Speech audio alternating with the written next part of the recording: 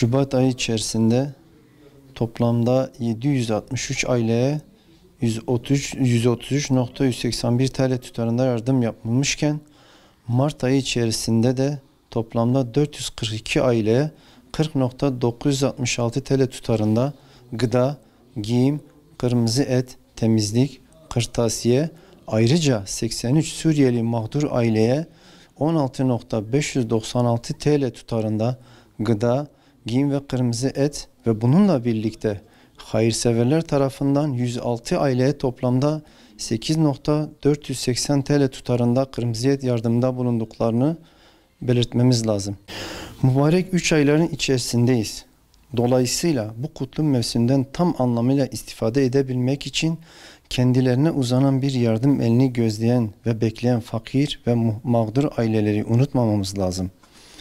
Dünyaya yapmış olduğumuz yatırım ve malın bir kısmını da ahirete yönelik yapın ve bu fakir, miskin, dul ve yetimleri bir nebze de olsun sevindirin. Son olarak bu kutlu mevsimin tüm İslam alemine hayırlar getirmesini şanı yüce Rabbimden temenni ederim.